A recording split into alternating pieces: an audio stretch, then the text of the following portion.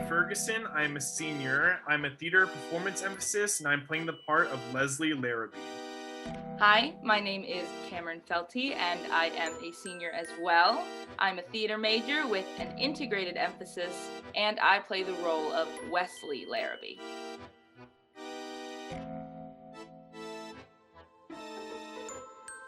A little bit about Leslie Larrabee is that he doesn't really like to show emotion a lot. He's very cocky.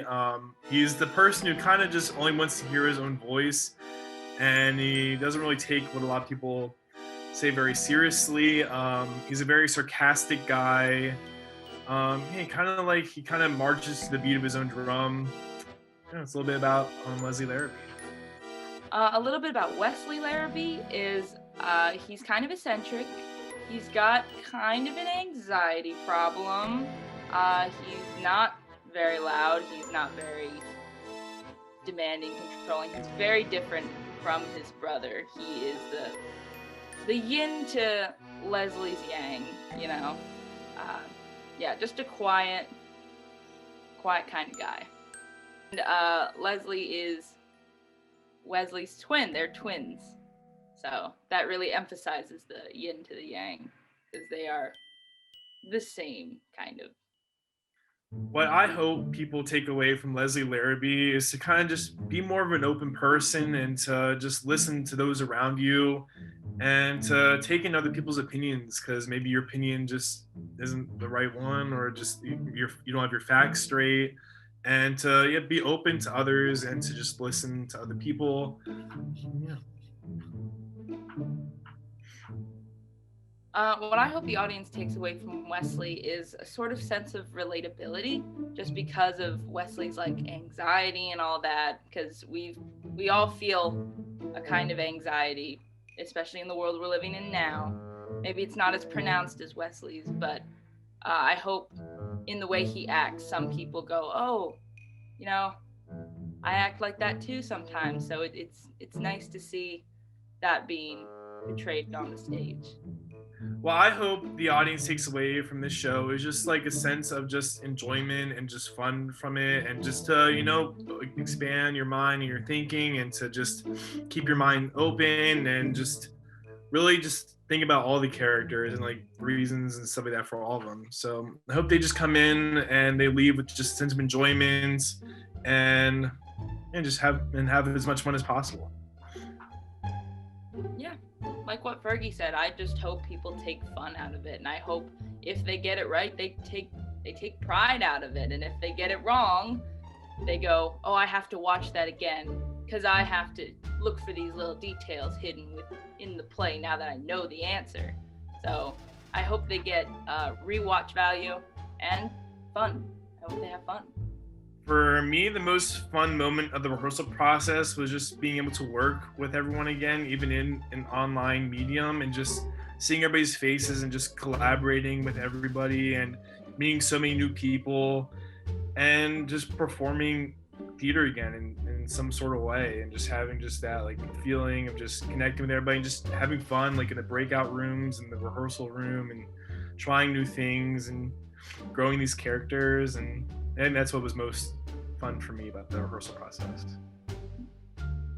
A fun moment for me was one of our warm-ups we used, but it was basically like it goes by so many names, murder, party, all this other stuff. Most people would know it as like Among Us, that sort of thing. We played that not as our characters or anything, but as ourselves, and that was a whole lot of fun. Because we really got to test out that suspicion sort of point that this play touches on. So, and we were allowed to be ourselves, so we had a lot of fun with it. What I think makes Much Ado About Murder stand out compared to other shows in the murder mystery genre is just, I think, the main storyline, the characters, and how interactive it is. Because a lot of murder mysteries are very interactive, but with this show, we get to show you the murder room. You get to be kind of like these detectives throughout the show. You get to kind of see these characters in a more bigger way than you would have with some other shows. And just that I think audience interaction and participation I think really drives it away from other murder mystery genres and murder mystery plays. Yeah, just like Fergie said, the audience takes the role of this sort of character or characters, however you want to describe it, and they become a part of the show. They're referenced by a couple characters as detectives and all that. So I think that's what makes it stand out. Because with other murder mysteries that I know of, you're sort of just sitting back and watching it, and maybe there will be a nod to you once or twice, but it'll be like as the audience. But this like really immerses you into the show with the characters, and you have a role that you get to play. How my process as an actor transformed through doing the show through an online medium is learning how to connect with people in this way that they aren't in the same space as you, because it's so easy to see that person there in front of you on stage and be able to connect emotionally and physically and just be able to just see them there and to be able to just have that quick reaction with each other. But with, through an online medium, it's a little more difficult because they're right in front of you on the screen, but they're not there physically in front of you. So kind of just learning how to adapt that connectivity from on stage to online, I think was the biggest transformation that I had to go through for this play. Mine was just a new space because you walk into a theater and that space is specifically for theater. Now the space I'm in is also the space I sleep in, I eat in, I do my schoolwork in, I relax in. It's all kind of meshed together. So perfecting the process of separating it. So now I'm in theater mode. So we're closing the door, we're not going over there, or now I'm in sleep mode. So I'm ignoring this space and etc. And yeah, that was my biggest thing. Post-it notes. I use a lot of them now, and I never did before.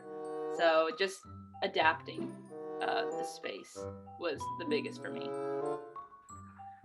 I think my biggest advice for the audience when coming to see the show is to always keep your mind open and to really take in everybody's story and to be that detective and really keep tabs on every character and to also just have fun and enjoy it and just be open to every possibility.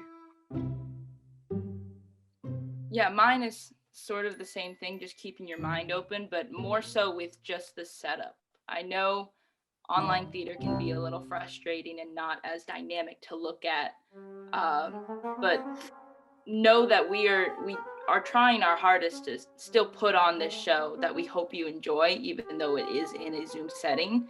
So we're just asking you come in and be understanding and then allow yourself to sink into this world and enjoy the show as you would with any other show. Come see Much Ado About Murder. March 10th through the 14th.